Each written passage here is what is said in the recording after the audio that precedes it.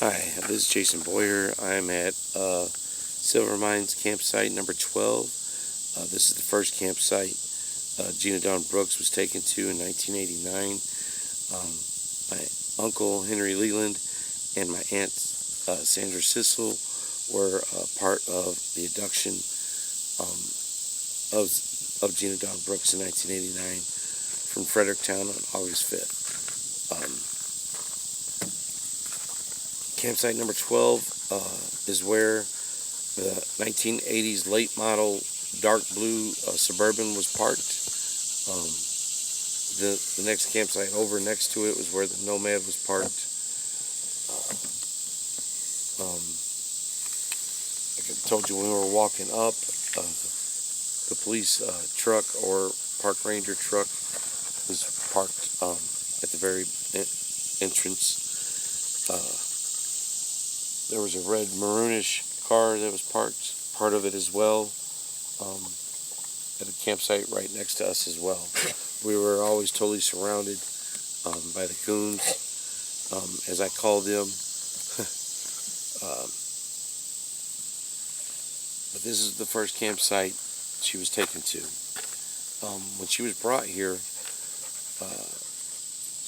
they rounded all the kids up at the campsite area, and there was about 15 kids.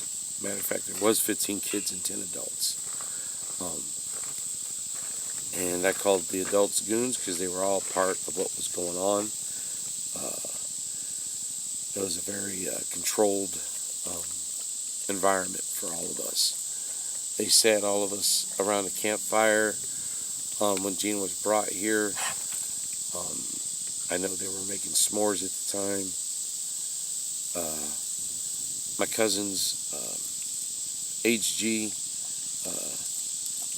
Crystal, CG, and SG were trying to, well, I wouldn't say trying, but convincing Gina that they could trust me. And I was not like the other people that were like kidnapped her.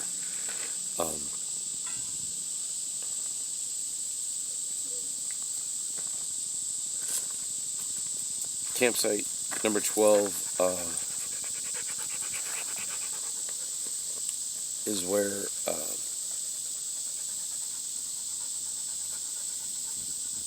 she spent her first night here.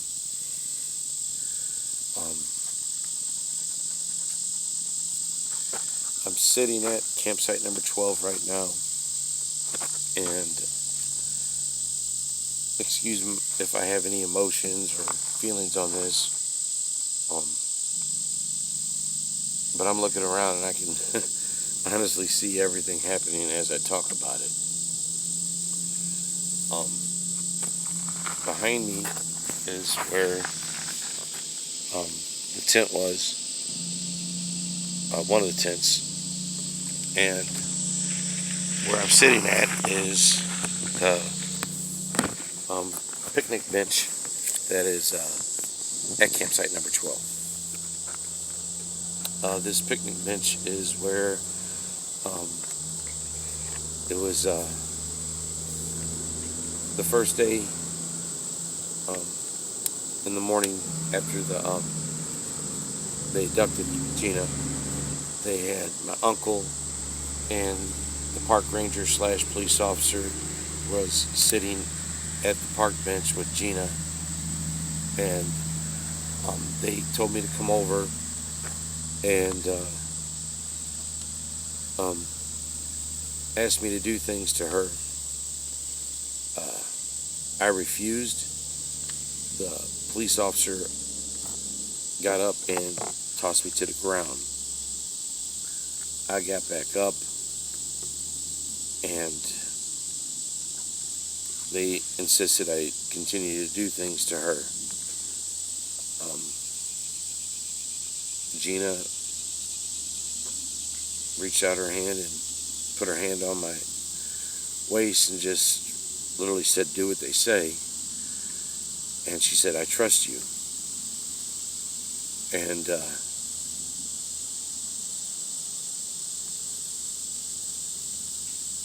I remember kissing her, and my uncle threw me to the ground and said that he was going to make a woman out of her. And right behind me is where the tent was located, and tossed her into the tent and began to assault her. At that time, I was armed with a Boy Scout knife that they did not know about, and I rushed in to the tent and attacked my uncle with the knife. And if it was 2 more inches, I would have hit his jugular, and we would not be here talking about Gina. Unfortunately, the police officer grabbed my leg and pulled me out of the tent and broke my arm and took out his pistol and broke my hand with his pistol.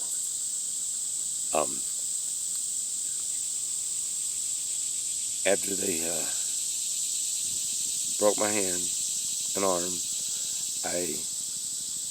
at the time I was being dragged out, I grabbed a piece of clothing out of the tent and shoved it down my pants. And I remember running into the woods, and I hid this item under a bunch of bushes, and they came chasing after me and got me. The goons, that is.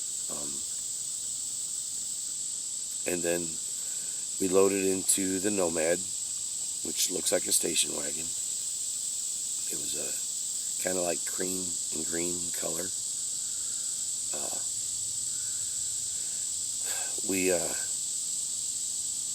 My aunt, uncle, my cousins, Gina, were all loaded into the Nomad, and we also had the reddish car and the brown police truck. There was another like 3-car convoy went back into Fredericktown, and they took me to get medical attention.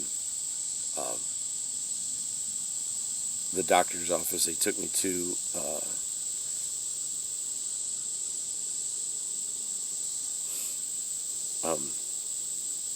I was not allowed to have any pain medicine or pain numbing medicine. They reset my arm without anything, and same with my hand, and put me in a cast.